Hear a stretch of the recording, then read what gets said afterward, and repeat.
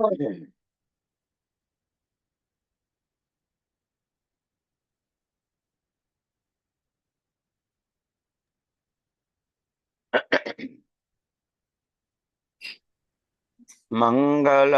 ભગવાન વીરો, મંગલમ ગૌતમ પ્રભુ, મંગલમ સ્થૂલભદ્રાદ્યા, જૈન ધર્મોસ્તુ મંગલમ. પુણ્યશાળી આપણા જીવનમાં શ્વાસ લેવો, શ્વાસ મૂકવો, એ શ્વાસ દ્વારા 50, 60, 100 વર્ષ જીવન જીવવું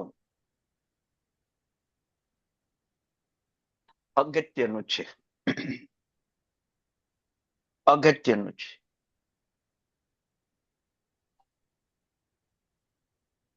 વિતરાગ પરમાત્માનું શાસન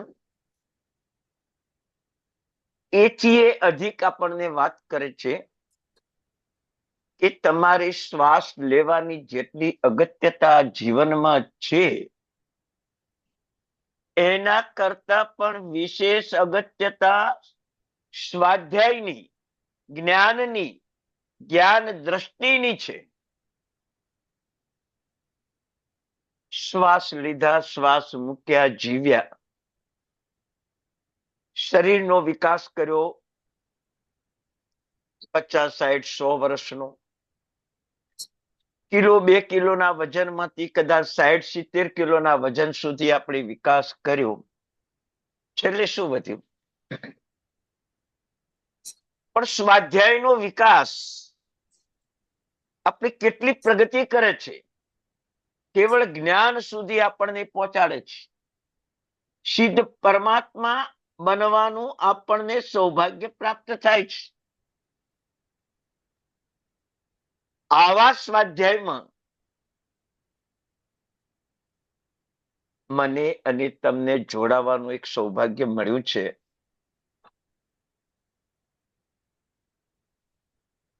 એ એક આપણું પરમ સૌભાગ્ય છે. તેમાં પણ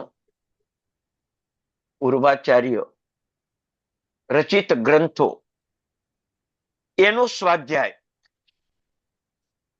અવસરી ગણધર રચિત સૂત્રોનું પણ ક્યાંક ક્યાંક આચમન આપણા આત્માને પવિત્ર બનાવી જાય છે. જ્ઞાનસાર નામનો આ ગ્રંથ ભગવાન યશો વિજય મહારાજ સાહેબ રચિત, જેની સ્મૃતિ શક્તિ, જેની ચારિત્ર શક્તિ, જેની જ્ઞાન શક્તિ, જેની શાસન સેવા શક્તિ, શાસન ભક્તિ શક્તિ, અદ્ભુત પ્રભાવના આવા અનેક ગુણોથી પ્રભાવિત એવા ભગવાન યશો વિજય મહારાજ સાહેબ આપણા ઉપર પરમ ઉપકાર કરી ગયા.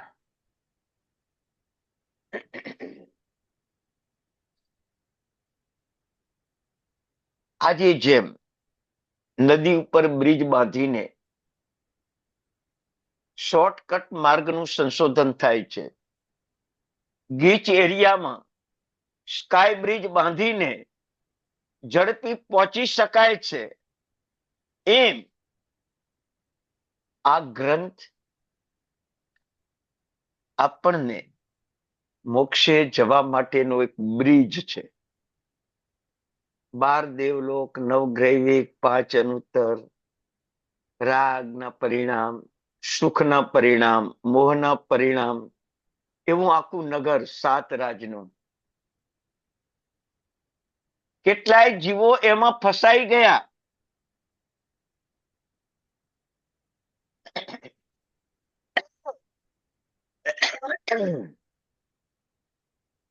પણ આપણને જ્ઞાન દ્રષ્ટિનો આ બ્રિજ મનુષ્ય ગતિમાંથી સીધા મોક્ષ. આવું જ્ઞાનનું ફળ પરમાત્માએ બતાવ્યું છે. જ્ઞાનસ્ય ફલમ વીરતિ, જ્ઞાનનું ફળ વીરતિ છે પુણ્યશાળી.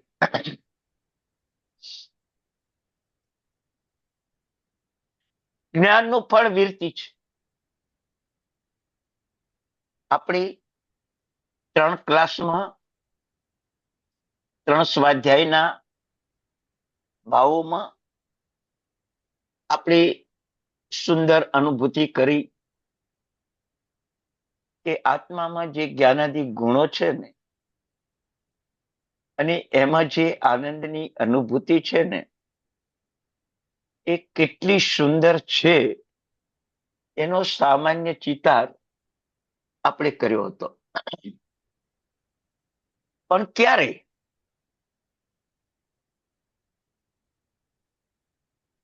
આ જગતમાં તમારી બાહ્ય દ્રષ્ટિ ક્યાંક દોડતી હોય તો અઢળક સમૃદ્ધિ વાળું ઘર પણ તમને સુખ ના આપી શકે, તમારી દ્રષ્ટિ બહાર દોડતી હોય તો. પણ જો તમારી દ્રષ્ટિ તમારી વર્તમાન સમૃદ્ધિ તરફ દોડતી હોય ને, તો થોડું પણ સુખ મળે છે. એમ આપણી આત્માની દ્રષ્ટિ બહાર દોડે છે. કેવી બહાર દોડે છે આપણી દ્રષ્ટિ? જુઓ,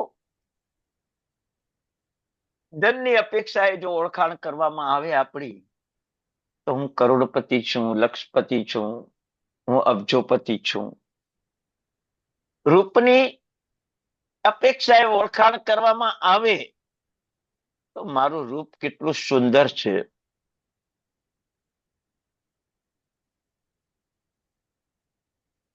સત્તાની અપેક્ષાએ ઓળખાણ કરવામાં આવે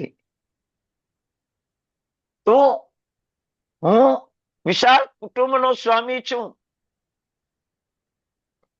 હું વિશાળ નગરનો અધિપતિ છું. આવી ઓળખાણ પણ કરવામાં આવે છે. રૂપ, ધન, સંપત્તિ, સત્તા, આનાથી આપણી ઓળખાણ થઈ ગઈ. પણ ભૂતકાળ ઉલેચો કે આ ઓળખાણો મૃત્યુ પછી 2 કલાક આપણું મુર્દું પડી રહે છે. એ 2 કલાકમાં તમે કરોડપતિ છો, તમે રૂપવાન છો, તમે સત્તાધીશ છો, તમે મહાન છો, એવું તમારા પડેલા સબ ઉપર કોઈ આરોપણ કરશે ખરો? કરશે નહીં. કરે ને તો તમે વિચાર કરો, તમારો આત્મા તો ચાલ્યો ગયો, પણ તમારા શરીરના કારણે મળેલા જે સ્વપ્ન, એ બધા અહીં જ કરોડભૂષ થઈ ગયા. તમારા કરોડભૂષ થઈ ગયા. વિચાર કરો તમે. અને તે છતાં અજ્ઞાન દ્રષ્ટિ, મોહ દ્રષ્ટિ આપણી આ જ ઓળખને વળગી રહી છે. ભૂતકાળના દ્રષ્ટાંતો ઉલ્લેખીએ તો આપણને એવા દ્રષ્ટાંતો મળે છે. સુલસા, રેવતી, શ્રાવિકા, 16 મહાસતીઓ, આ બધા મહાપુરુષો, મહાસતીઓ કોઈ ધન, સત્તા, સંપત્તિથી ઓળખાયા નથી. ભલે વસ્તુપાળ તેજપાળ હો, ભલે જગડુસા પિતળસા હો, ભલે વિક્રમ રાજા હો, ભલે ભોજ રાજા હો, કોઈ સત્તા સંપત્તિથી ઓળખાયા નથી. એમના જે આજે નામ લેવાય છે એમની ગુણવત્તાના કારણે.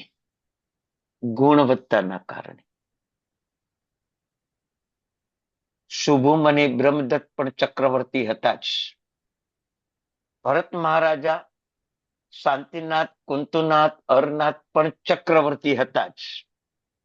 સનત કુમાર પણ ચક્રવર્તી હતા. આજે શુભમ અને બ્રહ્મદત્ત કોઈ ગુણ વિનાના હોવાથી કે ઓળખાય છે? ઓળખાય છે?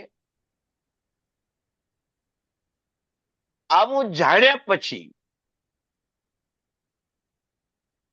આપણા આત્માથી, આત્માના ગુણોથી, સદગુણોથી, સદક્રિયાથી, સદ આચરણથી આપણે ઓળખાવું છે, એવો ભાવ આપણને જાગ્યો છે પુણ્યશાળી?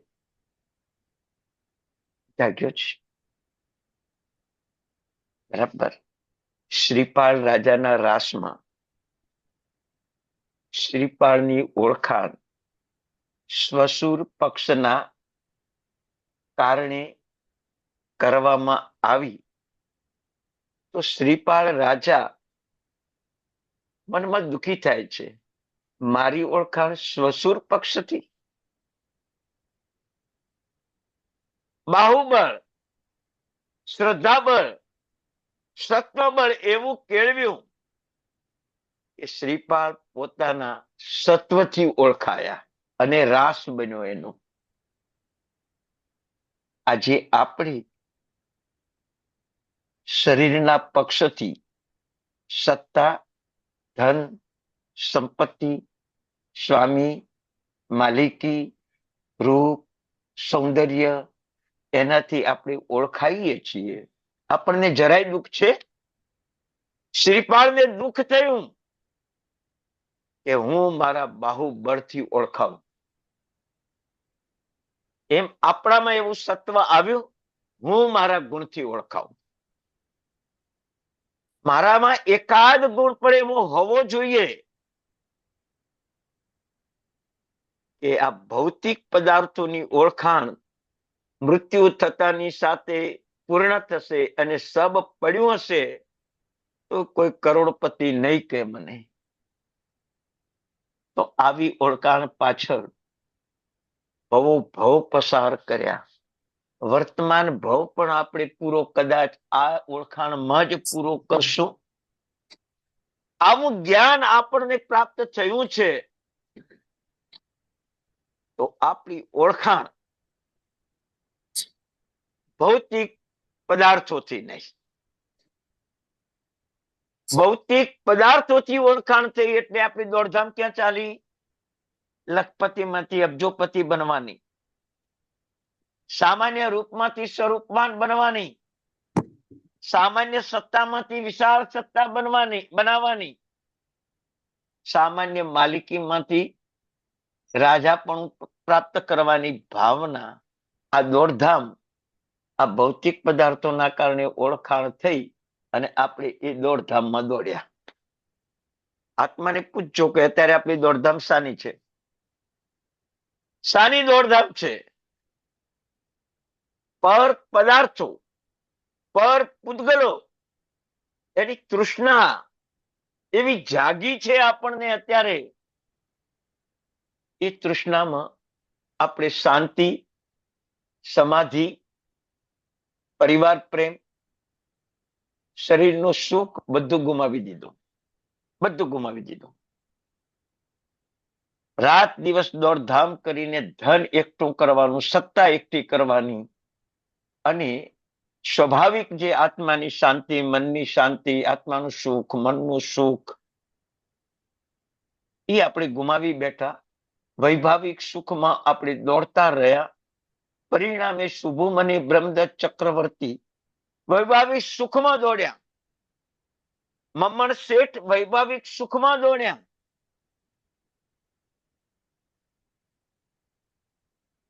આજના ધનપતિઓ પણ વૈભાવિક સુખમાં દોડે છે.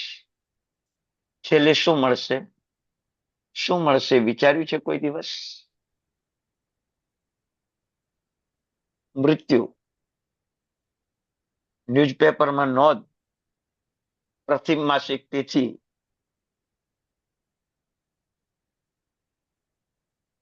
શોક સભા, વાર્ષિક તિથિ, અને આપણું નામ પરિવારમાંથી કમ, ફરીથી કોઈ યાદ નહીં કરે. આપણા રહેલા પ્રતિકૃતિ રૂપ ફોટા એની પણ ઉતારી લેશે. આપણા નામે રહેલી સંપત્તિ પોતાના નામે કરી લેશે. આપણું બધું ચાલ્યું જશે. આવી ગાંડી મહેનત પૂર્વના અજ્ઞાની જીવોએ કરી, આજે આપણે પણ કરીએ છીએ. જ્ઞાન દ્રષ્ટિ કેળવો પુણ્યશાળી.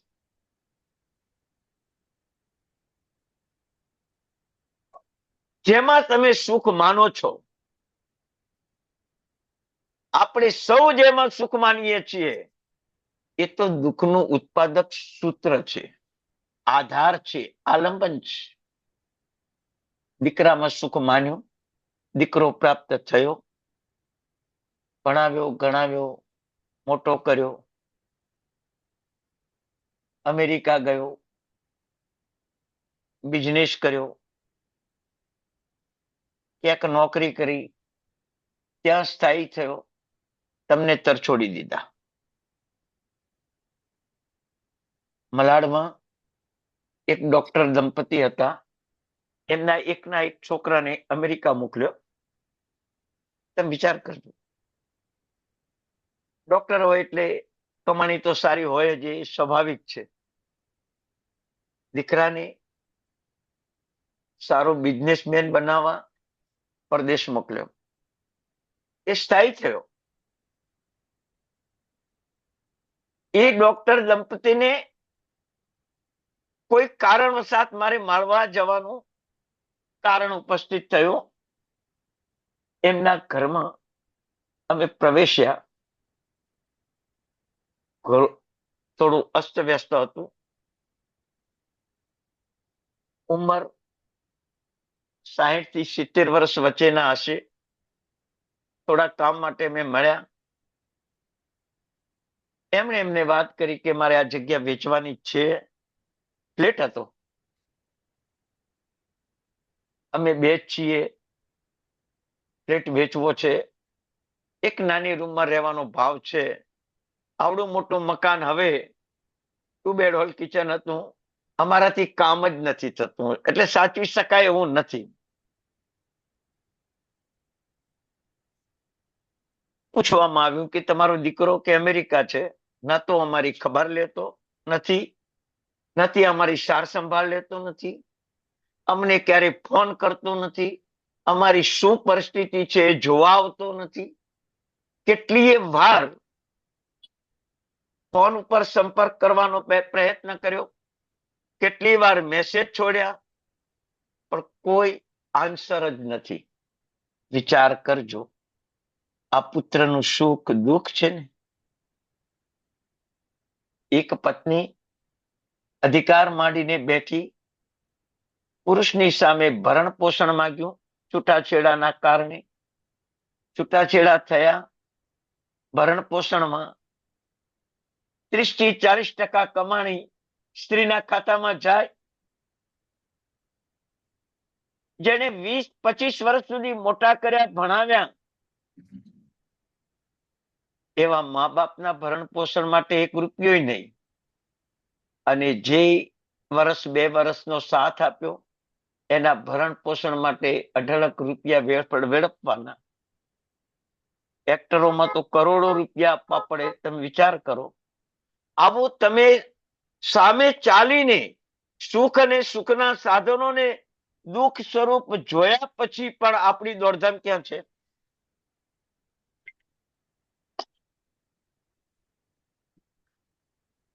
આપણી દોડધામ ક્યાં છે? ભૂતકાળની વાત તો જવા દો. અમરકુમારની માતાએ અમરકુમારનું ખૂન કર્યું.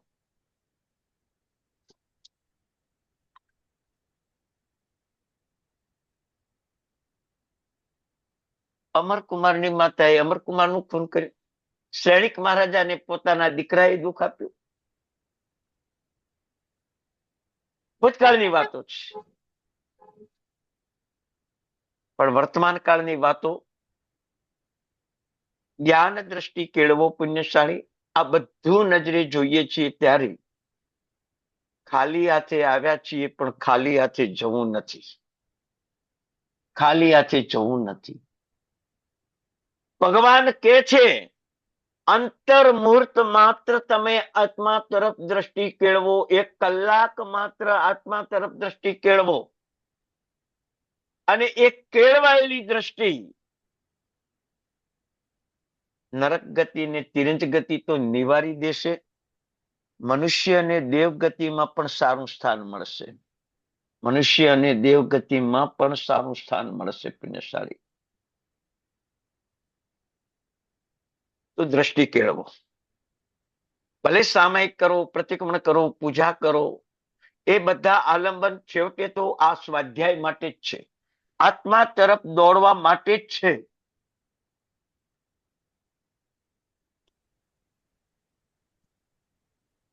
એક રાજાને રોગ થયો, ભયંકર રોગ થયો. વૈદ્યો મટાડી ન શક્યા.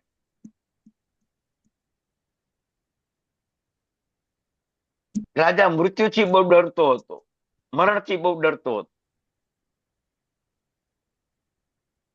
કોઈ સંત આવી ગયા. રાજાના મુખ ઉપર થોડો આનંદ આવ્યો કે સંતો જરૂર આપણને દુઃખથી બચાવી લેશે. અસાધ્ય વ્યાધિ હતો. સંત આવ્યા. સંતે કીધું કે તમારો વ્યાધિ બહુ સરસ રીતે મટી જાય એવો છે, માત્ર એક જ ઉપાય કરવાનો છે તમારે. રાજા પથારીમાં બેડમાં સૂતો સૂતો ઉભો થવાનો પ્રયત્ન કરે છે. શું મારો રોગ મટી જશે?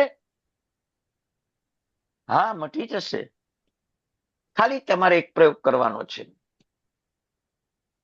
એ શું પ્રયોગ કરવાનો છે? જેના ઘરમાં કોઈ મૃત્યુ ન થયું હોય એવાના ઘરની એક ચાદર લાવવાની, અને એ ચાદર તારે અઠવાડિયું ઓઢવાની, તારો રોગ મટી જશે. જેના ઘરમાં કોઈ મૃત્યુ ન થયું હોય એવા ઘરની એક ચાદર લાવવાની, એ ચાદર ઓઢવાની, તારો મૃત્યુ, આ રોગ મટી જશે. રાજાના માણસો આખું નગર ખૂંદી વળ્યા. આખું નગર, ઘર ઘર ફર્યા. કોઈ એવું ઘર ના નીકળ્યું કે અમારા ઘરે કોઈ મૃત્યુ નથી થયું એવું. ક્યાંથી ચાદર લાવવી? સંતે કહ્યું કે આજુબાજુના નગરમાં, આજુબાજુના રાજાઓના હકમાં રહેલા નગરોમાં તપાસ કરો, પણ ક્યાંયથી ચાદર ન મળી આવી. પુણ્યશાળી, હું એ જ કહું છું, એક જ શિલા એવી છે કે જ્યાં કોઈ મૃત્યુ પામતા નથી, ક્યાંય મૃત્યુ પામતા નથી. અને ત્યાં મૃત્યુ નથી પામતા, શાશ્વત છે, પણ ત્યાં ચાદર નથી. નકે અહીંયાથી ચાદર લાવે તો રાજાનો રોગ મટી જાય. પુણ્યશાળી, પણ ત્યાં ચાદર નથી. તો આપણને આપણા મનમાં એક વિચાર આવે છે કે જય ધન સંપત્તિ પર પદાર્થો એકઠા કરું છું, મૃત્યુ પામીશ તો મૂકીને જવાનું છું, મને કોઈ બચાવવાનું નથી, મારી ભૌતિક ઉપાધિઓ બધી આઈને અહીં ખતમ થઈ જશે, એના માટે મારે જીવન બરબાદ કરવાનું? એના માટે મારે જીવન બરબાદ કરવાનું? નહીં.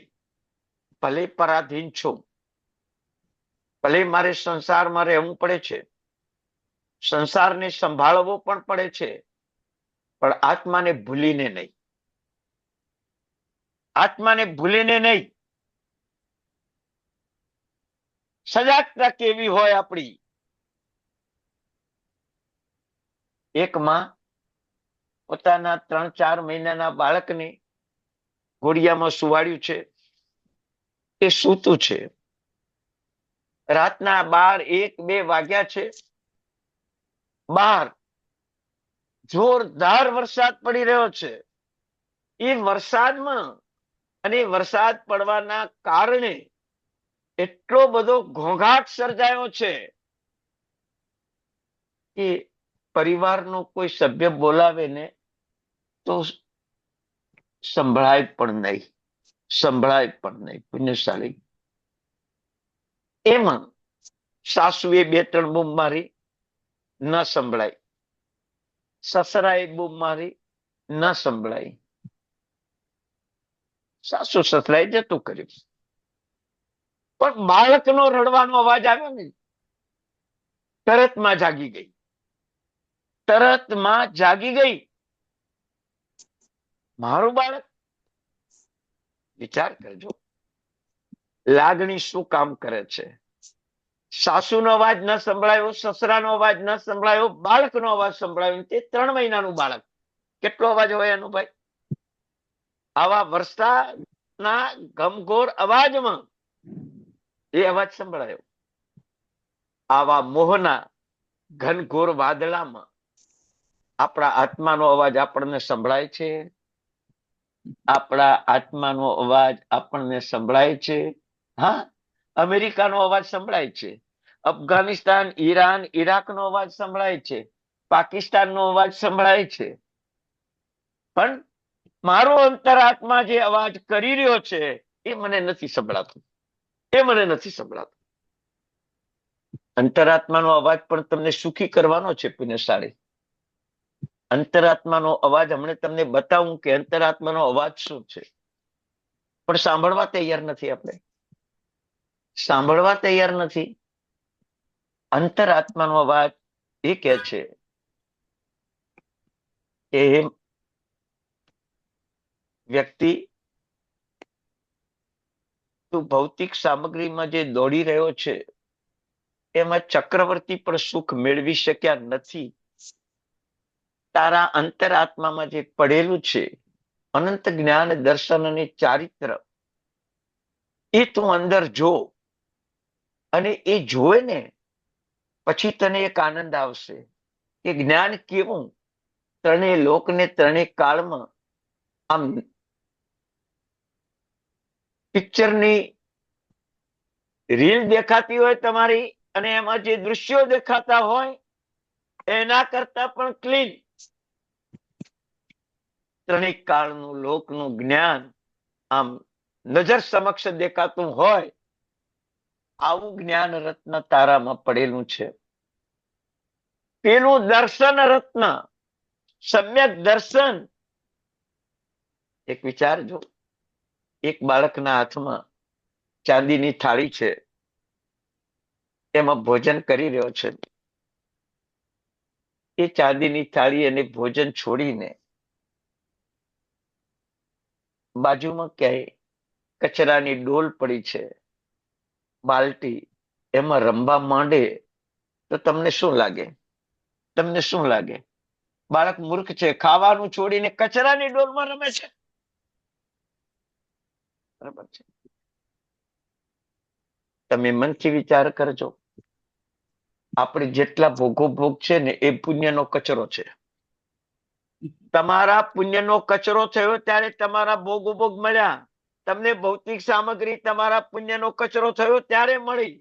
એ કચરામાં આપણે રમીએ છીએ. ખ્યાલ આવે છે આપણને? પુણ્ય ઓછું થયું ત્યારે જ ભોગ સામગ્રી મળી. એ પુણ્યના કચરામાં આપણે રમીએ છીએ. આત્માની જે ઉત્તમ અવસ્થા, જ્ઞાન દર્શન વગેરેની ઉત્તમ અવસ્થા, આત્મા સુવર્ણ પાત્ર, અને એ સુવર્ણ પાત્રની અંદર જ્ઞાન દર્શન ચારિત્રનું ઉત્તમ ભોજન, એ છોડીને કચરા જેવા ભૌતિક સુખોમાં આપણે રમણતા કરી રહ્યા છીએ. વિચાર આવે છે આપણને કે બાળક કચરામાં રમે તો લાફો મારીને એને ઉભો કરી દો, અને આપણે પુણ્યના કચરામાં રમીએ છીએ. આપણને સારો લાગે છે. અત્યારે અજ્ઞાન સારો લાગે છે. કોઈ તમારા ચરણોમાં હમણે આવે અને 500ની નોટના 50 બંડલ તમારા ચરણોમાં મૂકી દે ને, અને આપનાર છે આ કે પાટા બાંધીને આવ્યો છે. તમે વિચારજો, આપનાર છે એને જોવું નથી કે મેં કોને આપ્યું છે. આંખે પાટા બાંધીને આવ્યો છે અને તમારા ચરણોમાં એ 500ની નોટના બંડલ મૂકીને ચાલ્યો જાય. તમને કેટલું આશ્ચર્ય લાગે? કોને આપ્યા છે એ ખબર નથી, અને મને મળી ગયા છે મને ખબર છે. કેટલું આશ્ચર્ય થાય. અને કલાક પછી એ વ્યક્તિ તો ચાલી ગઈ છે, પણ તમને શરીરમાં દુખાવો ઉપડ્યો. ડોક્ટરને બોલાયા. ડોક્ટરે કીધું કે હાર્ટનો એટેક છે, હુમલો થઈ ચૂક્યો છે. જો સારવાર તરત નહીં આપવામાં આવે કદાચ મૃત્યુ પણ થઈ શકે. હવે ઓલા બંડલો પડ્યા જ છે સામે. હવે સાચું બોલજો, તમને બંડલોમાં સુખ છે કે તમારા હાર્ટને બરાબર સરખું કરવા માટે હોસ્પિટલ જવાનો તમને આનંદ છે? બોલો. અરે કાંઈ વાંધો નહીં, સુખ નહીં, પણ એ બંડલો તમને દુઃખ આપે છે કે જે વ્યક્તિ 500ની નોટનો અહીં ઢગલો કરીને ગયો છે, મને એટેકનો હુમલો આવ્યો છે, બચવાનો સંભવ ઓછો છે, હવે એ નોટોના સુખ ન ભોગવી શકે તો તમને શું લાગે? શું લાગે? કેવું દુઃખ લાગે? આખી દુનિયા આ દુઃખને અનુભવે છે, અને આ દુઃખને દૂર કરવા માટે દુનિયામાં કોઈ હોસ્પિટલ નથી, દુનિયામાં કોઈ ડોક્ટર નથી, દુનિયામાં કોઈ વૈદ્ય નથી, દુનિયામાં કોઈ મંત્ર તંત્ર નથી. માત્ર એક જ્ઞાન ધર્મ, આત્મ ધર્મ આ દુઃખને દૂર કરી શકે છે. પુણ્યશાળી, આવા દુઃખને દૂર કરવા આપણે જ્ઞાન સાર ભણવાનું છે. આવા દુઃખોને દૂર કરવા આપણે જ્ઞાન સાર ભણવાનું છે. કયું દુઃખ હવે તમને વધારે લાગે? તાવ આવે એ, માથું દુખે એ, ભૌતિક સમૃદ્ધિ ના ભોગવી શકો એ, એટેકનો હુમલો આવ્યો છે એ? કયું દુઃખ તમને ભયંકર લાગે? એ સમૃદ્ધિ ના ભોગવી શક્યા, એટેકના હુમલામાં હોસ્પિટલમાં ડોક્ટર કહી છૂટી જાય કે હવે મારી કોઈ આમાં કારી લાગે એમ નથી, નવકાર મંત્રનું તમારા ધર્મનું સ્મરણ કરો, ત્યારે તમારા આંખમાં સપનામાં પેલી સંપત્તિ દેખાય, પેલા 500 બંડલ દેખાય. તમે વિચારજો, તમારા મનમાં એ ભાવ ન થાય જવાનું છે તો લઈને જ જવું ને, એ આવેલું જે ધન છે એ લઈને જ જવું ને. લઈ જવાની વ્યવસ્થા ભગવાને કરી છે. હો ભાઈ, આ તમને કહી દઉં.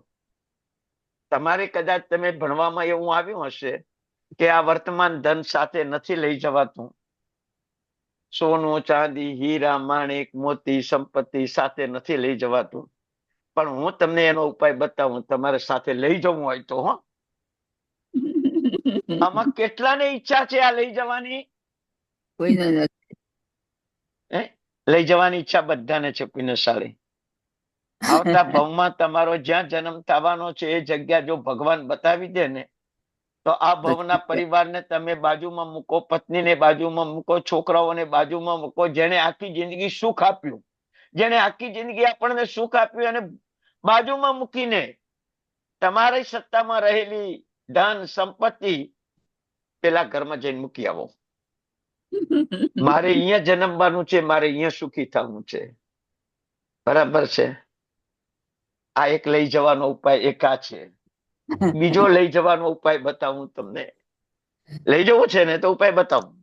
નથી લઈ જાવ.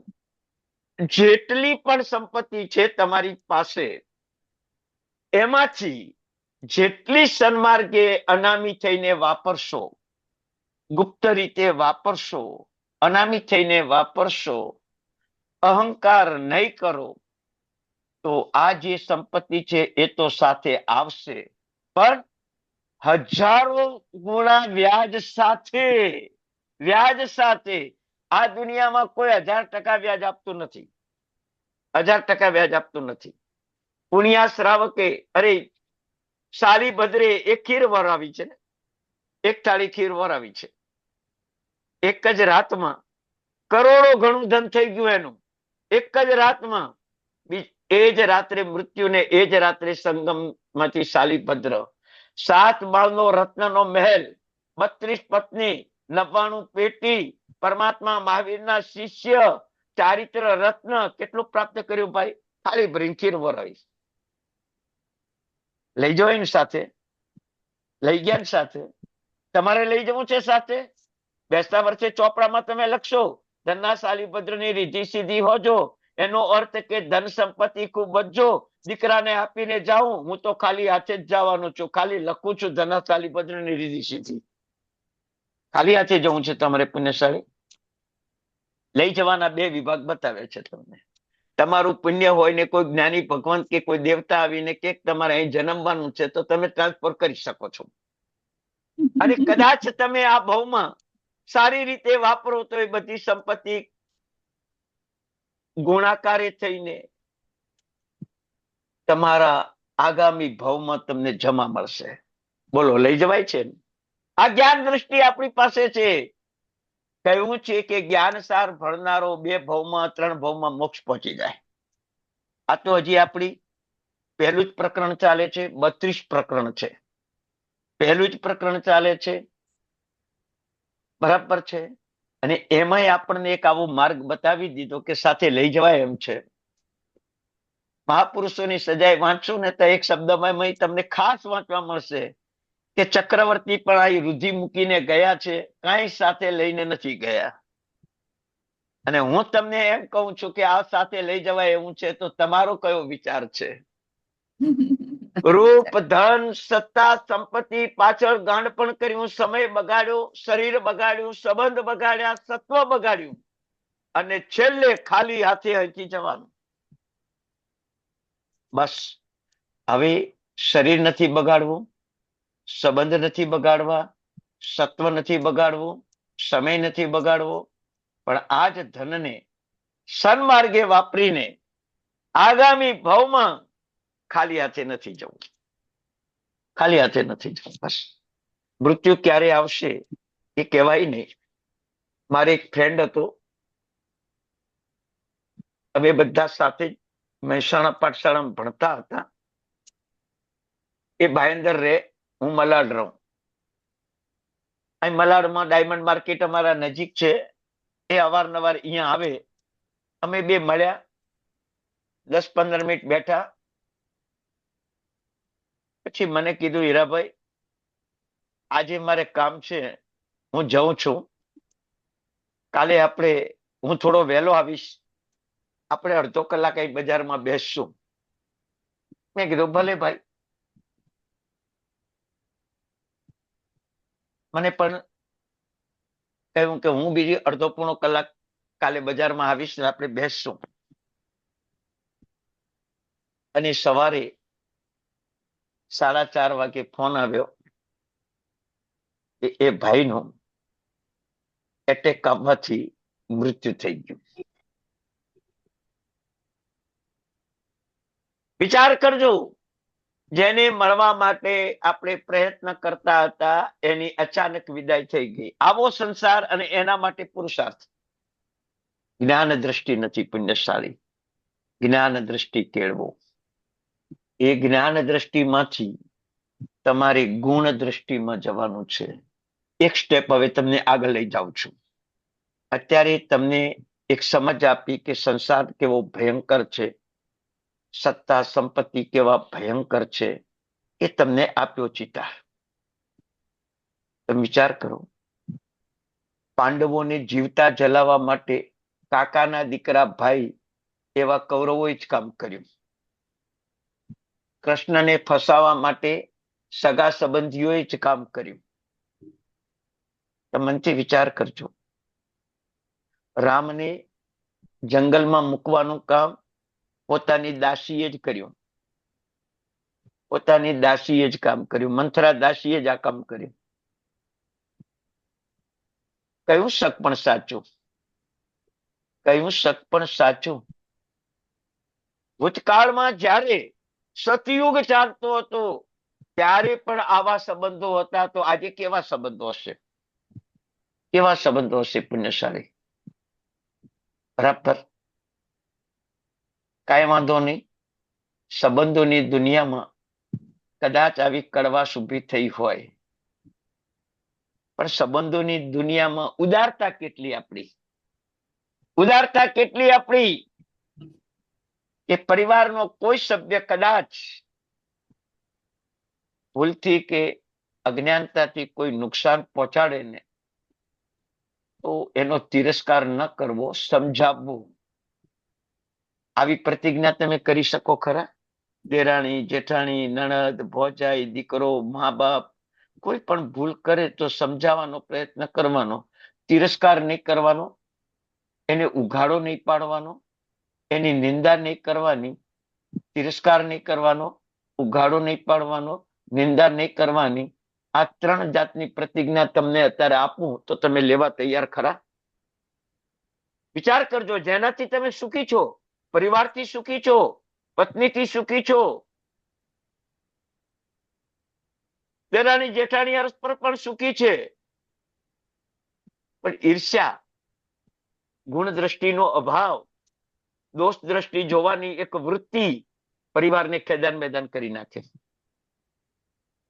મંથરા દાસીની દોષ દ્રષ્ટિએ દશરથ રાજાના કુટુંબને વેરવિખેર કર્યો. શકુનીની દોષ દ્રષ્ટિએ પાંડવો કૌરવોમાં ઝેર વરસાવ્યું. રાવણની દોષ દ્રષ્ટિએ મહાસતી સીતાને દુઃખમાં મૂક્યા. વેગવતીની દોષ દ્રષ્ટિએ રાવણ પેદા કર્યો. મોક્ષે જવાનો હતો એ જીવને રાવણ પેદા થયો.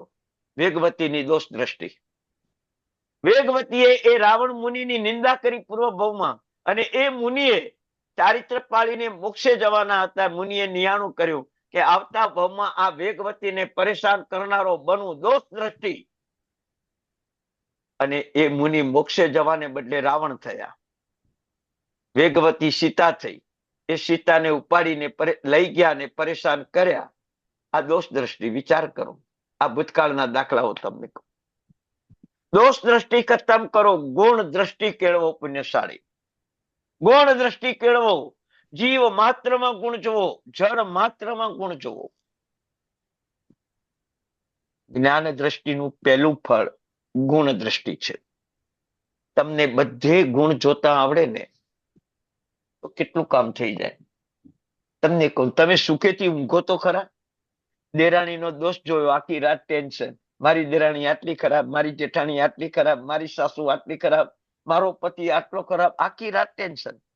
ગુણ જોયા હોત ને શું પરિણામ હોત? મારા જીવનનો એક અનુભવ કરો તમને. એક યુગલ હતો, જૈન યુગલ, અને 2-3 મહિનાથી 2 બાળકો જ પરિવારમાં, અને માતા પિતા. 2-3 મહિનાથી અબોલા, પતિ પત્ની બોલે નહીં, બધું સાથે રહે પણ બોલે નહીં. મહાત્માએ ઘણા ઉપાય કર્યા પણ બોલે નહીં. એ મહાત્માએ કોઈ ભલામણ કરી કે તમે ધર્મનું ભણવાનું ચાલુ કરો, કે તમારા આ દોષ દ્રષ્ટિના જે ભાવો છે ને એ ખતમ થઈ જાય. તમે ધર્મનું ભણવાનું ચાલુ કરો પુણ્યશાળી. અને એ ધર્મનું ભણવાનું ચાલુ પણ કર્યું. એમાં હું જ ભણાવવા જતો હતો, અને મેં ત્યાં પરની પરિસ્થિતિ જોઈ, બહુ ગંભીર હતી. પતિ ભણવા બેસે તો પત્ની ના બેસે, ને પત્ની ભણવા બેસે તો પતિ ના બેસે. બોલતા જ ના હતા, પછી કરવું શું? ભણવાનું બે ને હતું. એક ઉપાય આવી ગયો મને. પેલી પત્નીને જ સમજાઈ કે તમને એક નોટ લાવો, અને એ નોટની અંદર તમારા પતિના સદગુણ લખો. સવારમાં ઉઠીને પહેલું કામ એ કરવાનું, નોટમાં પહેલી તારીખ મારા પતિનો આ સદગુણ, બીજી તારીખ મારા પતિનો આ સદગુણ, ત્રીજી તારીખ મારા પતિનો આ સદગુણ. 60 દિવસ સુધી તમારે બીજી વાર એ ગુણ ના આવવો જોઈએ. 60 દિવસ સુધી તમારે ગુણ લખવાના.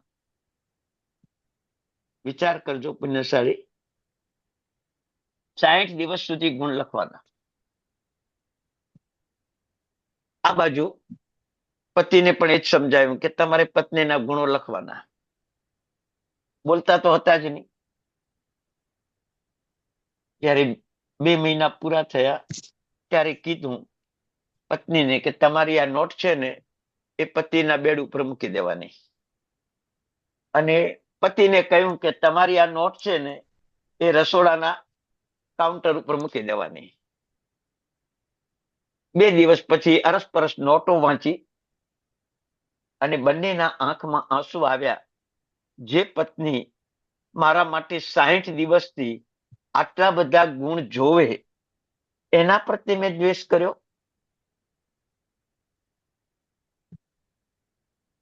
પત્નીએ પણ વાંચ્યો, જે પતિ મારા માટે 60 દિવસથી આવી ગુણ દ્રષ્ટિ જોવે એના પ્રત્યે મેં આ કર્યું. આ બાળકો ઉપર શું અસર થશે? બાળકો ઉપર શું અસર થશે? બસ બીજા દિવસથી બોલવાનું ચાલુ થઈ ગયું. પુણ્યશાળી કોઈ મંત્ર નહીં, કોઈ તંત્ર નહીં, ખાલી ગુણ દ્રષ્ટિ. અમારો જાત અનુભવ, પતિ પત્ની પણ આજે જીવતા છે.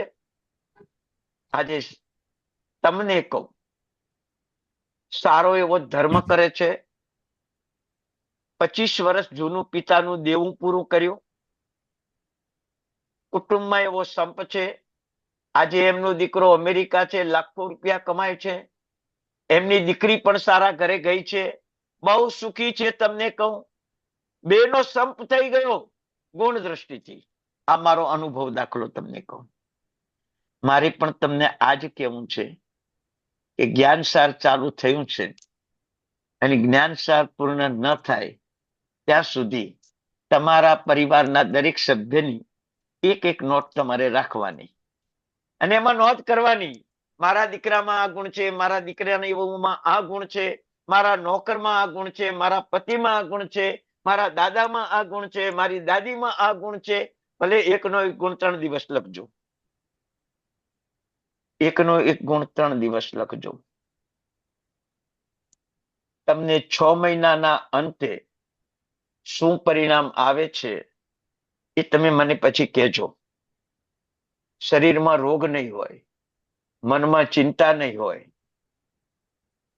વ્યવહારમાં ઉપાધિ નહીં હોય, અને કોઈ સંબંધો આપણા બગડ્યા નહીં હોય. બધા સંબંધીઓ જોએ દિવાળી હશે. આ ગુણ દ્રષ્ટિ કેળવો. ભગવાને પુણ્યા શ્રાવકમાં ગુણ જોયો, ભગવાને સુલસા અને રેવતીમાં ગુણ જોયો, ભગવાને ચંડ કૌશિકમાં ગુણ જોયો, ભગવાને પેલા ગોશાળામાં ગુણ જોયો કે ભાવિ તીર્થંકર થઈને મોક્ષે જવાનો છે. ચંડ કૌશિક ત્રીજા ભવે મોક્ષે જવાનો છે. સુલસા રેવતી તીર્થંકર નામકર્મ બાંધે છે. ગુણ જોયા. પુણ્યો શ્રાવક મોક્ષે જશે.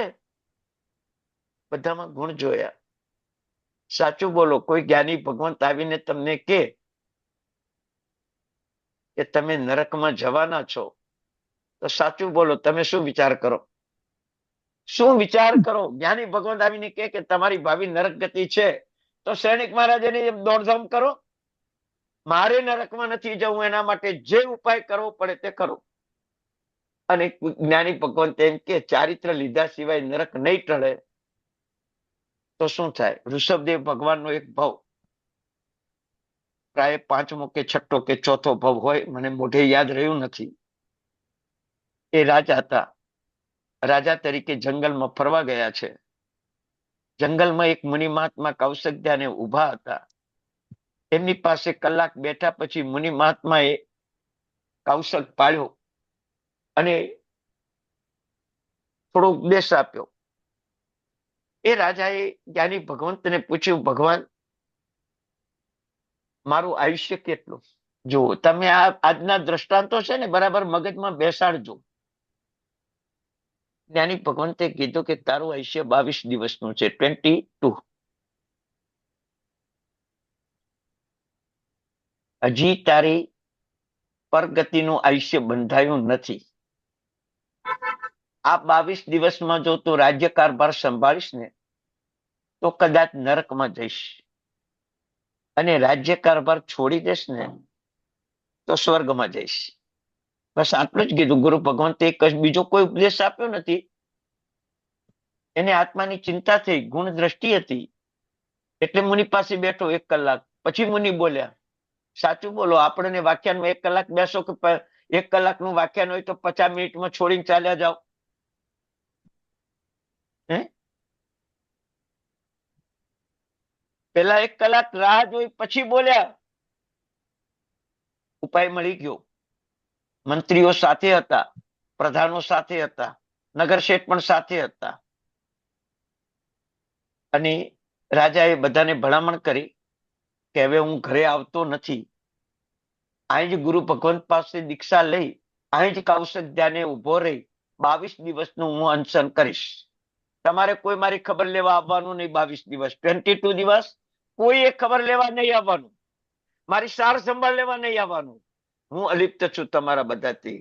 હું એગોહમ નથી, મેં કોઈ નાહ મનસ્ય કસઈ. હું એકલો છું, મારું કોઈ નથી ને મારું કાંઈ પણ નથી. હું અલિપ્ત થઈ ગયો છું ગુરુ ભગવંતના આ વચનોથી. એ 22 દિવસમાં અનુત્તર વિમાનમાં જતા રહ્યા. એ 22 દિવસ કદાચ સંસારમાં રહ્યા હોત તો નરકમાં જાત. પુણ્યશાળી આ ગુણ દ્રષ્ટિ. સજ્જન માણસો સાથે બેસો, સજ્જનનો સંગ કરો, સજ્જનોને ઘરે બોલાવો. સજ્જનો જીવતા ભગવાન છે આ જગતના. અધ્યાત્મ સાર ગ્રંથની અંદર સજ્જનોની સ્તુતિ કરી છે. સજ્જન બનવું સહેલું નથી હો ભાઈ. સજ્જન બનવું સહેલું નથી. મારે સજ્જન બનવું હોય ને તો મારા જે સત્કાર્યો છે ને એ મારા દુશ્મનો, દુર્જનો, એ મારા સત્કાર્યની નિંદા કરવાની. હીરાભાઈએ આ ખોટું કર્યું, હીરાભાઈએ આમ ન કરવું જોઈએ, હીરાભાઈએ આમ ન કરવું જોઈએ, એ નિંદા કરશે. એ નિંદા સહન કરવાની મારામાં તાકાત હોય અને સજ્જન માણસો બીજા કદાચ પ્રશંસા કરશે, એ પ્રશંસાને પચાવવાની મારામાં તાકાત હોય તો હું સજ્જન. તો હું સજ્જન. 15 ગાથા સજ્જન શબ્દની અધ્યાત્મ સારમાં સ્તુતિ કરી છે. 15 ગાથામાં એમાં એક અર્થ એ કર્યો છે કે દુર્જનોની નિંદા થાય, દુર્જનોની તરફથી આપણને નિંદા મળે અને સજ્જનો તરફથી આપણને પ્રશંસા મળે. બેયને પચાવી શકવાની તાકાત હોય તો તમે સજ્જન છો. વિચાર કરજો. આવા સજ્જનોનો સંગ કરવાનો છે અને એ સજ્જનોની પ્રીતિ ગુણની દ્રષ્ટિ કેળવાશે. અને જ્યાં દ્રષ્ટિ કેળવાય ને ત્યાં વીંછીમાંથી એ ગુણ મળશે, મધમાખીમાંથી એ ગુણ મળશે, તમને ગુલાબના ફૂલમાંથી એ ગુણ મળશે, વાગેલા કાંટામાંથી એ ગુણ મળશે. એક ભાઈ હતા, રસ્તામાં જતા હતા, બરાબર ઉઘાડા પગે જતા હતા. રસ્તામાં કાંટો વાગ્યો, ગુસ્સો આવી ગયો. ગુસ્સો આવી ગયો, બરાબર. એવો કાંટો વાગ્યો કે 10-15 મિનિટ જ્યાં જવાનું હતું ત્યાં લેટ થઈ ગયા. જ્યાં જવાનું હતું જેના ઘરે, અહીંયા લેટ થઈ ગયા. એવો ગુસ્સો આવી ગયો કે આ મુજબ હું લેટ પડ્યો. પણ જ્યાં ઘરે જવાનું હતું એ ઘર 5 મિનિટ પહેલા જ અકસ્માત નીચે પડી ગયું, ધરાર થઈ ગયું, તૂટી ગયું. ઘરના માણસો એમાં દબાઈ ગયા. અચાનક પેલા ભાઈના મનમાં વિચાર આવ્યો, જો કાંટો વાગ્યો ના હોત તો હું આમાં દબાઈ જાત. વિચાર કરજો, આ દુનિયાના પ્રસંગો. જ્ઞાન દ્રષ્ટિને ગુણ દ્રષ્ટિ કેળવાય ત્યારે કેવા ભાવ આવે કે જો આ કાંટો ન વાગ્યો હોત, હું 10 મિનિટ લેટ ન પડ્યો હોત તો આ મકાન જે ધરાશાયી થઈ ગયું એમાં હું પોતે જ કદાચ દબાઈ જાત. વિચાર કરજો. રસ્તામાં રિટર્ન આવે છે ત્યારે જ્યાં કાંટો વાગ્યો છે એ જગ્યા આવે છે. જતા તો તિરસ્કાર ભાવ હતો એ જગ્યા ઉપર, એ કાંટા ઉપર તિરસ્કાર ભાવ હતો. વળતા આવ્યા ત્યારે અહીંયા 2 મિનિટ ઉભા રહ્યા. એ કાંટા તું ન વાગ્યો હોત તો આજ મારું મોત થઈ જાત, મારું મરણ થઈ જાત. વિચાર કરો. આ સંસાર કાંટો વાગે ને મરણથી બચી જવાય એ પણ સંસાર, અને કાંટો ન વાગે ને મરણ થઈ જાય એ પણ સંસાર. કાંટો ના વાગ્યો તો અહીંયા પહોંચી જાત તો મરણ થઈ જાત. આ સંસાર. પુણ્યશાળી વિચાર કરો.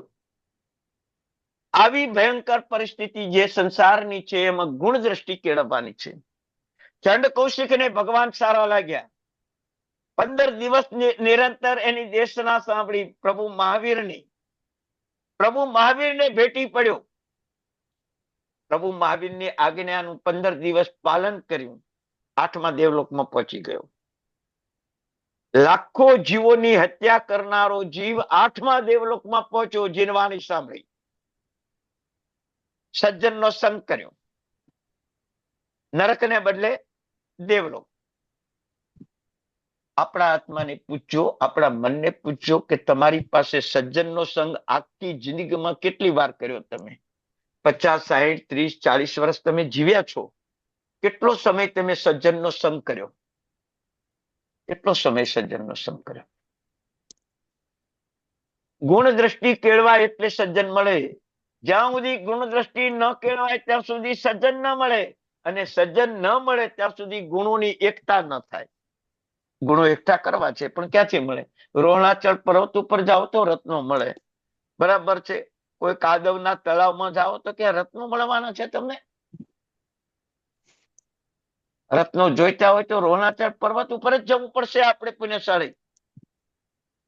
એમ જયારે ગુણો મેળવવા છે તો સજ્જનનો સંગ કરવો પડશે. ગુણ દ્રષ્ટિ કેળવો, ગુણ દ્રષ્ટિ કેળવો. કંદક મુનિ, મેતારજ મુનિ, ગત સુકમાલ મુનિ અને અવંતી સુકમાલ મુનિ જીવલેણ ઘા થયા. જીવલેણ ઉપસર્ગો થયા. અને તોય શું કહ્યું? આ બધા જીવો મારા મોક્ષનું કારણ છે. આવી ગુણ દ્રષ્ટિ કેળવી. આ બધા જીવો મારા મોક્ષનું કારણ છે. આ ઉપસર્ગ ન કરે તો મારા કર્મો ન કપે, અને મારા કર્મો ન કપે તો હું મોક્ષે ન જાઉં. આવી ગુણ દ્રષ્ટિ દુશ્મનો પ્રત્યે, દુર્જનો પ્રત્યે આવી ગુણ દ્રષ્ટિ કેળવવાની છે. પદાર્થમાં અને જીવ માત્રમાંથી ગુણ મેળવવાના છે. સજ્જનનો સંગ કરવાનો છે. તો આપણે પૂર્ણતા સુધી પહોંચી શકીએ. આ પાત્રતા જ આપણામાં નહીં હોય તો ગમે તેટલો ધર્મ કરશો ને તો કદાચ ઇન્દ્ર મહારાજા થશો, તમે દેવેન્દ્ર થશો, ચક્રવર્તી થશો, પછી દુર્ગતિ, પછીના ભાવમાં દુર્ગતિ. તો પહેલું કામ જ્ઞાન દ્રષ્ટિ કેળવવાની છે. બીજું કામ ગુણ દ્રષ્ટિ કેળવવાની છે. ત્રીજું કામ સજ્જનનો સંગ કરવાનો છે. ચોથું કામ દુશ્મનમાં પણ ગુણ જોવાની વૃત્તિ પેદા કરવી છે. બરાબર છે. મારા જાત અનુભવ તમને કહું. કર્મવશાત કેટલાક જીવો મારાથી થોડા અપ્રતિભાવ વાળા થયા, અરુચિ ભાવ વાળા થયા, તિરસ્કાર પણ કરવા માંડ્યા. પરિણામ વેર બંધાઈ ગયું. પણ મહેસાણા પાઠશાળામાં જ્ઞાની ગુરુ ભગવંતોના સંયોગમાં રહીને, સાધુઓ સાથે વિહાર કરીને, સાથે રહીને ઘણું બધું શીખવા મળ્યું. સહન કરવું અને સમાધાન કરવું, અને એ બે ગુણ મેં અપનાવ્યા પુણ્યશાળી. સહન પણ કર્યું અને એમની કટોકટીમાં સામે ચાલીને એમને સાથ આપ્યો. દુશ્મન હતા, સાથ આપ્યો. એમને પણ જરૂર હતી સાથની, અને આપણને પણ એક ચાન્સ મળ્યો. આપણના મનોભાવ કેવા આવે? મારો દુશ્મન દુખી થાય એમ જ આપણને મજા.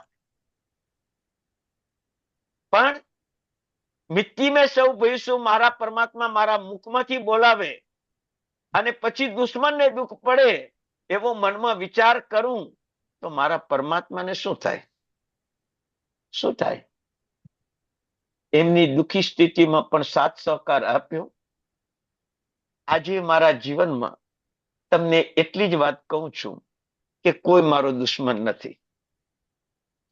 અજ્ઞાનના કારણે કદાચ કોઈ મારી નિંદા કરી જાય ને તો હું એને દુશ્મન માનતો નથી. પુણ્યશાળી તમને કહું, આ જ્ઞાનસાર ભણ્યા પછી મારા જીવનમાં આ પરિવર્તન આવ્યું છે. તમને કહું, આ જ્ઞાનસાર ભણાવતા પહેલા હું એક 17 દિવસનો કોર્સ કરાવતો હતો. જેને જેને ભણાવતો ને એને 17 દિવસનો 17 કલાકનો કોર્સ કરાવતો હતો. કોર્સ એ કે તમે માનવ બનો,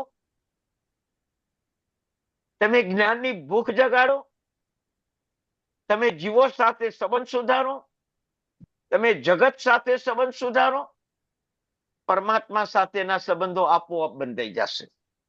અને એ સંબંધોની દુનિયામાં તમે આગળ વધશો ને તો જ્ઞાનસાર ભણવાની યોગ્ય તમે બનશો.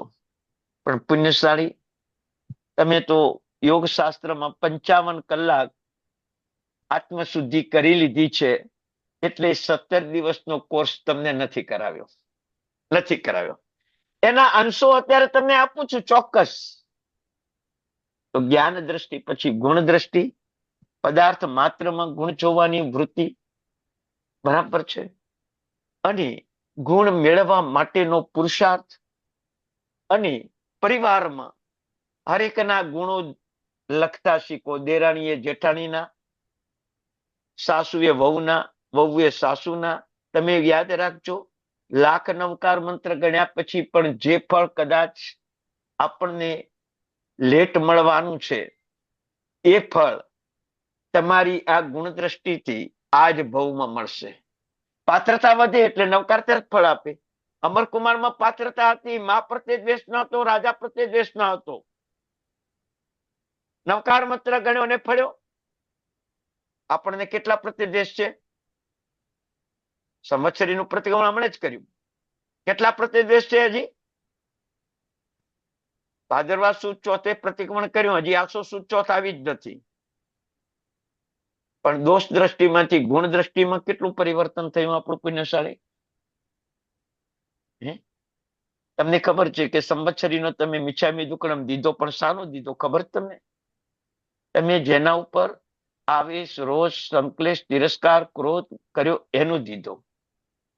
પણ તમે જેના ઉપર રાગ કર્યો એ રાગથી તમે પરિવારજનોને સંસારમાં રોકી રાખ્યા, એમને દીક્ષા ન લેવા દીધી, એમને ધર્મ ન કરવા દીધો. બરાબર છે. શનિ રવિ આ તમને થોડુંક ભારે લાગશે. શનિ રવિ રસોઈ ન બનાવવાની, રસોયાને પણ રજા આપી દેવાની, પત્ની તરીકે અધર્મ પત્નીનું કામ કરવાનું, આ 2 દિવસ હોટલમાં જમવાનું છે, અહીંયા જ જવાનું છે. મનથી વિચાર કરજો. અને તમે 2 દિવસ ત્યાં પણ જમો જ છો. અત્યારે મોટા ભાગે તમે જુઓ જ છો. આ બધું આપણામાં એવું કામ કરી ગયું છે ને કે આના ભાવો આપણને કેટલું નુકસાન કરશે એ અત્યારે ખબર નથી. એટલે આજે છૂટાછેડાના કેસ વધ્યા, ભરણ પોષણના કેસ વધ્યા, વૃદ્ધાશ્રમ, અનાથાશ્રમ, બાળાશ્રમ, જગ્યા નથી. અમે આજથી 4 વર્ષ પહેલા એક ભાઈનું જરા મગજ ખરાબ હતું અને ઘરવાળા સાચવી શકે એમ નતા, એમને આશ્રમમાં મૂકવા જવાનો વિચાર કર્યો. મુંબઈની આજુબાજુમાં 260 આશ્રમ છે. મુંબઈની આજુબાજુમાં 200 કિલોમીટરના, એટલે 100-150 કિલોમીટરના ઘેરાવામાં 260 આશ્રમ છે. એમાંથી અમે 50 આશ્રમમાં તપાસ કરી, ત્યાં જગ્યા નથી. વિચાર કરજો તમે, આ ગુણ દ્રષ્ટિ નથી, જ્ઞાન દ્રષ્ટિ નથી, એટલે પાપના સ્થાનો કેટલા વધ્યા તમારા. તમને થિયેટરમાં પાપ લાગે છે, તમને ગાર્ડનમાં પાપ લાગે છે, તમને હોટલમાં પાપ લાગે છે.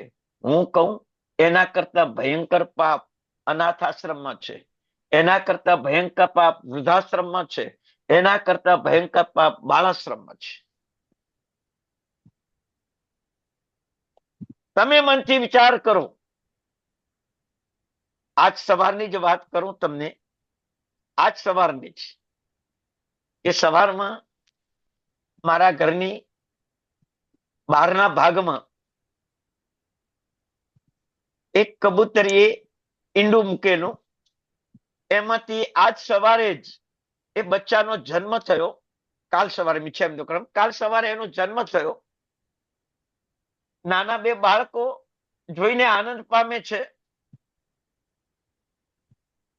અવારનવાર અહીંયા જોવા જાય.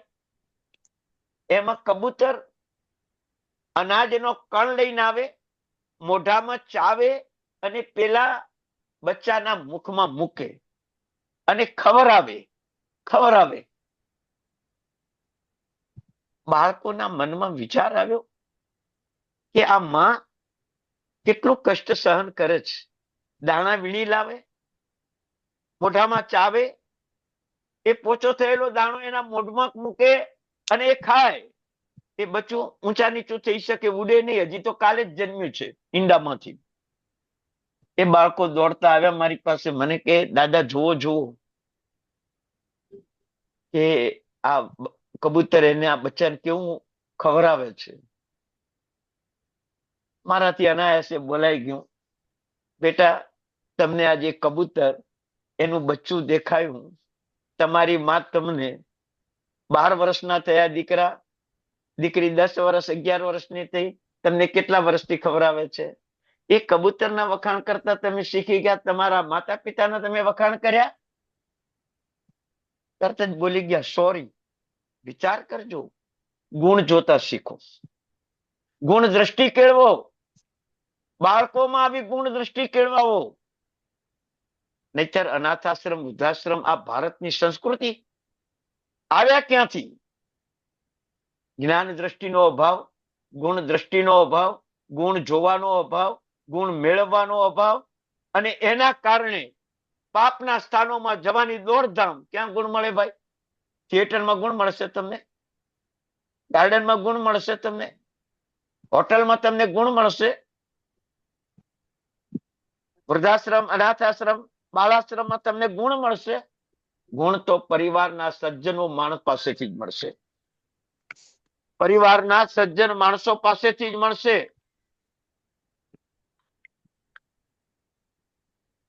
સંબંધો કેટલા પુણ્યશાળી, તમે વિચાર કરજો. ભૂતકાળના ઇતિહાસ ઉલેચો, 3 પેઢી, 4 પેઢીના સંબંધો સચવાતા હતા, ગુણ દ્રષ્ટિ હતી. અત્યારે બાપ બેટાનો સંબંધ નથી, માં દીકરાનો સંબંધ નથી, પતિ પત્નીનો આવો સંબંધ નથી, જે 4 પેઢીના સચવાતા હતા. તમને કહું, અમારે એક સંબંધી છે, મારા ફાધર, એમના ફાધર એટલે મારા દાદા. એ દાદાના પણ મામાના દીકરા ભાઈ. વિચાર કરજો, દાદાના મામાના દીકરા ભાઈ અને એમના દીકરાઓ. અત્યારે અમારે જે રીતે મામા ભાણેજ થાય ને, એવો સંબંધ અત્યારે અમારે એમની જોડે છે. તમે વિચાર કરો, સંબંધની દુનિયા દુર્ધ્યાન દૂર કરાવે. નવકારવાળીથી કદાચ દુર્ધ્યાન દૂર થાય કે ન થાય, પણ સંબંધોની દુનિયા દુર્ધ્યાન દૂર કરાવે. ચિંતા, વ્યાધિ, ઉપાધિ, સંબંધો દુનિયામાં વેરઝેર ઉત્પન્ન થાય, ગુણ દ્રષ્ટિ ન કેળવાય, જ્ઞાન દ્રષ્ટિ ન કેળવાય, ત્યારે જ રોગો આવે. કર્મ સત્તાથી રોગ આવે, પણ મોટા ભાગે તમારી ગુણ દ્રષ્ટિ, જ્ઞાન દ્રષ્ટિ, ગુણ ગ્રહણ દ્રષ્ટિ ખતમ થઈ એટલે આપણે પરાધીન થયા. લાખો કરોડો રૂપિયા કોર્ટોમાં ખર્ચી નાખ્યા, વકીલોને ફી આપી, પણ ગુણ દ્રષ્ટિ કેળવવાનો ભાવ ના આવ્યો. એક દ્રષ્ટાંત આપી દઉં છું તમને. જીનદાસ નામનો શ્રાવક, એને એક જ ભાઈ, માતા પિતા મૃત્યુ પામ્યા. ભાઈ જુગારને રવાડે ચડી ગયો. વિચાર કરજો. ઘણો સમજાવે છે, સુધારે છે, પ્રયત્ન કરે છે, ગુણ જ લખે છે, પણ પૈસા આપવા પડે છે. આપે છે, જુગાર છે. પૈસા ભલે જાય, પણ ભાઈ ના જવો જોઈએ. સાંભળજો મારા એક શબ્દો. તમને 2 મિનિટમાં દ્રષ્ટાંત પૂરું કરું છું, તમારો ટાઈમ વધારે લઉં છું, સોરી, મિચ્છામી દુક્કડમ. પણ તમને મારે પુંડરીક સ્વામી 5 કરોડ સાથે, પાંડવો 20 કરોડ સાથે મોક્ષે ગયા ને, એમ આપણે બધાને સાથે મોક્ષે જવું છે. એ પુરુષાર્થ કરવાનો છે આપણે. અને તમે મનથી વિચાર કરો કે જિનદાસ ભાઈને સમજાવવા ઘણી મહેનત કરી, પણ જુગાર રમે છે. જુગારીયાઓ શીખવાડ્યું કે આ જિનદાસ તને પૈસા આપે કે ના આપે તો તારો અડધો ભાગ માગી લે. અને જુગારિયા એમને શીખવાડ્યું. ઘરે આવીને ભાઈને કીધું, ભાઈ મારો અડધો ભાગ આપ, હવે મારે તારી જોડે રહેવું નથી, અડધો ભાગ આપી દે. મારે જુગાર રમીને હું કમાઈશ ને હું સુખી થઈશ. જિનદાસ કે વાત તારી સાચી છે, તારો અધિકાર છે અડધો ભાગ લેવાનો. અને અત્યાર સુધી અડધા ભાગ કરતા વધારે ધન જુગારમાં ખર્ચી નાખ્યું છે. એનું રિટર્ન કાંઈ માંગતો નથી, પણ અડધો ભાગ આપવા તૈયાર છે પુણ્યશાળી. આ આપણા ભૂતકાળના સંબંધો જોવો. પછી કે તને અડધો ભાગ આપું, પણ આપણા ગુરુને પૂછ્યા પછી એમના ગુરુ પાસે ગયા જિનદાસ, અને ગુરુને વાત કરી કે સાહેબ મારા ભાઈનો સ્વભાવ જુગાર રમવાનો છે. અત્યાર સુધી એને સુધારવા ઘણો પ્રયત્ન કર્યો, પણ એ જુગાર જ રમે છે અને હું પૈસા આપું છું. પણ હવે એનું મન એવું પલટાયું છે કે મારો અડધો ભાગ આપી દે, હું જુદો થાઉં અને મારી રીતે જુગાર રમીશ. ભગવાન મારે શું કરવું? ગુરુ કેવા હોવા જોઈએ તમને કહું. આપણે પંચેન્દ્રિય બોલીએ છીએ, ગુરુ કેવા હોવા જોઈએ? ગુરુએ કહ્યું કે જિનદાસ, હું તારો ગુરુ છું, તું મારો શ્રાવક છે. આપણા બે વચ્ચે પ્રભુના કારણે સંબંધ થયો છે. આપણા બે વચ્ચે પ્રભુના ધર્મના કારણે સંબંધ થયો છે. આપણા બે વચ્ચેનો સંબંધ તારી ગુણ દ્રષ્ટિના કારણે થયો છે. આપણા બે વચ્ચેનો સંબંધ ધર્મ લાભના કારણે થયો, ધર્મ દ્રષ્ટિના કારણે. પુણ્યશાળી, તમને મારા સાહેબના ધર્મ લાભ તમે સાંભળ્યા હશે કદાચ, પણ તમને પૂછું કે ધર્મ લાભનો અર્થ શું થાય ખબર છે? 24 અર્થ છે, 24 અર્થ ખાલી ધર્મ લાભ શબ્દના. આવતી વખતે તમને થોડા બતાવીશ કે ધર્મ લાભ શબ્દ જયારે ગુરુ ભગવંતો આપણા ઉપર બોલે ત્યારે આપણને કેટલા લાભો થાય છે. અનાયાસે કેવા કર્મો, ઉપદ્રવ આદિ વ્યાધિ કેવા દૂર થાય છે શબ્દ સાંભળવા માત્રથી. તમને ખબર છે, બાણ છે ને એ ધનુષમાંથી છૂટે ને તો કોકને વાગે ને વાગે. તમે વિચાર કરજો, પંચમહાવ્રતધારી ગુરુના મુખમાંથી જયારે ધર્મ લાભ શબ્દ નીકળે છે ને ત્યારે આપણને 24 પ્રકારના લાભ થાય છે. એ આવતી વખતે તમને બતાવીશ, બરાબર પુણ્યશાળી? અને ગુરુ ભગવંતે કીધું કે તારે ભય જુએ છે કે પૈસા જુએ છે? બોલ. જો ગુરુ કેવા કે ના મારે ભય જુએ, તો તારે પૈસા આપવાના જુગાર રમવા માટે. ભાગ નહીં આપવાનો, જુગાર રમવા માટે પૈસા આપવાના. ભાઈને સાચવજે, ધન ભલે જાય પણ ભાઈ ન જવો જોઈએ. આ ગુરુ જિનદાસે કહી દીધું ભાઈને કે તારે જ્યારે જુએ ત્યારે પૈસા લઈ જાય. ફક્ત એટલું બોલીશ, જુગાર રમવા જેવો નથી પણ પૈસા તને આપીશ, પણ તારે ભેગા જ રહેવાનું છે, મારાથી દૂર થવાનું જ નથી, બરાબર? મારી પાસે જ્યાં સુધી પૈસા છે ત્યાં સુધી તને આપીશ. બોલાને તો સ્વતંત્રતા મળી ગઈ. જુગારમાં એક દિવસ હારી ગયો, એના મનમાં વિચાર આવ્યો, હવે ભાઈ પાસે કેમ પૈસા લેવા જવાય? જુઓ, વિચાર કરો, ગુણ દ્રષ્ટિ શું કામ કરે છે. પેલો હારી ગયો, જુગારિયા કે પૈસા લાવ, તારા ભાઈ પાસે લેવા જા. નહીં જાઉં. જુગારિયાઓએ છરો મારી દીધો પેટમાં. બીજા માણસોએ આવીને જિનદાસને સમાચાર આપ્યા.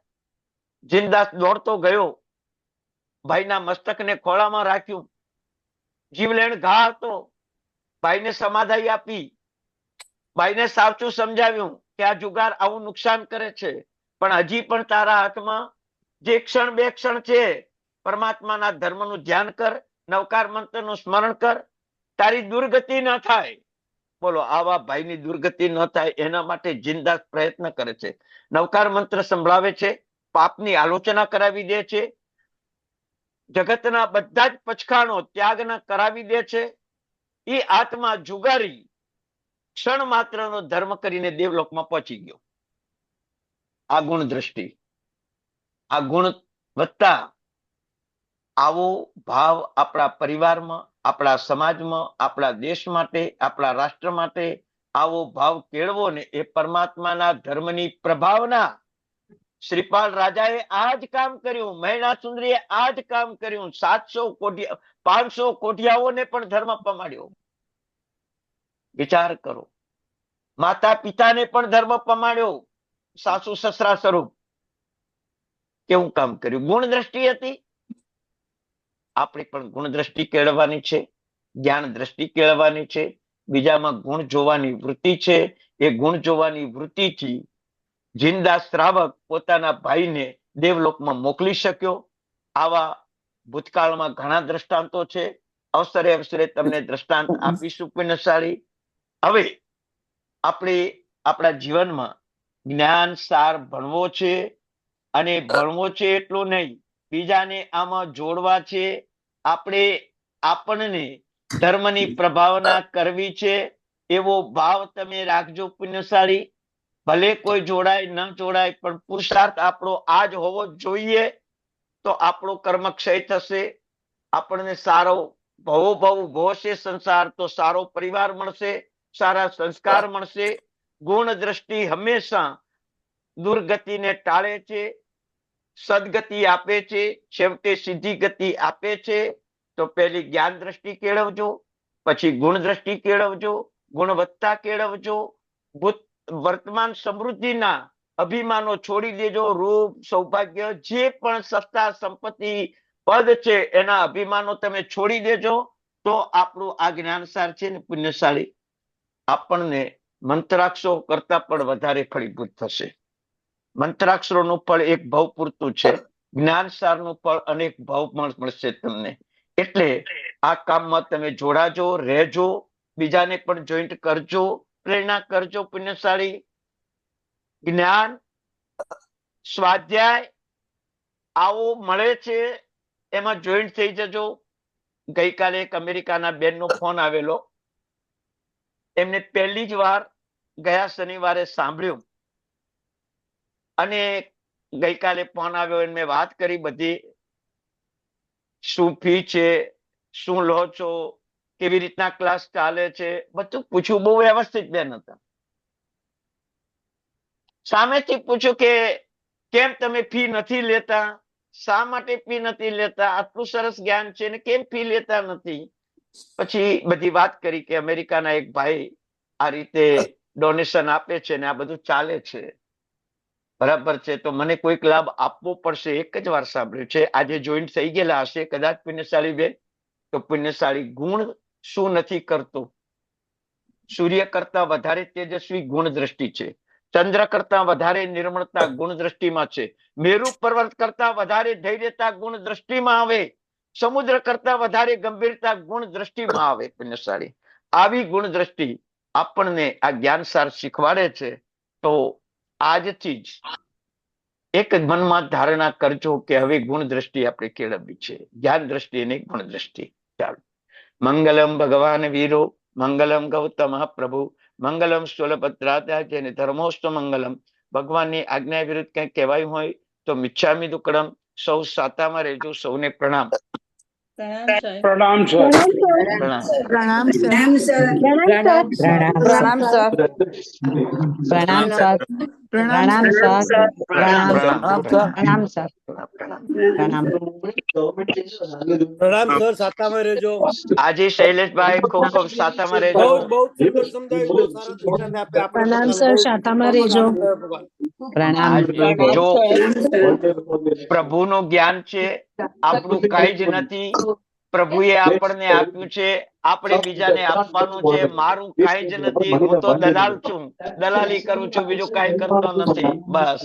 પ્રણામ પ્રણામ પ્રણામ પુણ્યશાળી. હા, પ્રણામ પુણ્યશાળી. પ્રણામ. પ્રણામ સર. પ્રણામ સર. પ્રણામ. હાજી. પ્રણામ. પ્રણામ. સાહેબ, દલાલ વગર માલ વેચાય ખરા? હે? દલાલ વગર માલ વેચાય ખરા? ના વેચાય, ના વેચાય. તો બસ હવે ખબર પડી તમે કેટલું અગત્યનું કામ કરી આપે. સરસ સરસ. હાજી સાતામાં રહેજો ભગવાન. હાજી. વિમલ સાગર મહારાજ સાહેબ એમના પ્રવચનમાં આપણી હાજી. વિમલ સાગર મહારાજ સાહેબ હા એ અત્યારે મૈસૂરમાં છે. હા હા એમના પ્રવચનમાં યાદ કરતા હતા કે આપણામાં જે ગુણ દ્રષ્ટિ છે, જે કેવી રીતે આપે છે હાજી અને એમના પ્રવચનોથી એમને ઘણો લાભ થયો છે. હાજી હાજી. ખૂબ ખૂબ ધન્યવાદ પિનસાળી. બસ હાજી. આભાર.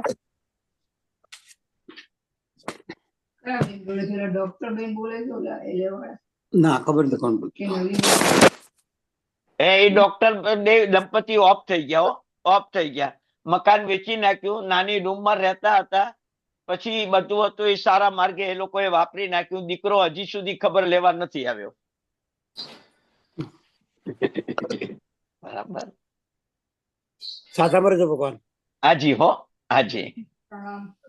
સાતામાં રહેજો હીરાભાઈ હાજી સર. હાજી હાજી. કેમ છો બેન? મજામાં? બહુ મજા આવે છે, મને બહુ મજા આવે છે. બસ બસ પુણ્યશાળી. બરાબર. સરસ. અનુમોદના કરીએ છીએ આપની. આ રીતે આપ સમજાવતા રહો એટલે અમારા જીવનમાં એનો ઉઘાડ આવે. ના ના ના. આપણે પ્રભુનું જ્ઞાન છે, આપણું કાંઈ જ નથી. આપણે તો જેટલું પ્રભુનું શાસન વધે, પ્રભુનો ધર્મ વધે એ જ પ્રયત્ન કરવાનો છે પુણ્યશાળી. બસ એ જ કામ કરવું છે. હાજી સાહેબ, પ્રભુનું જ્ઞાન આપે પચાવ્યું છે ને અમને આપો છે, મોટી વાત છે મારા માટે. હાજી પુણ્યશાળી. અમારું સૌભાગ્ય છે, અમારું સૌભાગ્ય સાહેબ. હાજી હાજી હાજી. હો હાજી.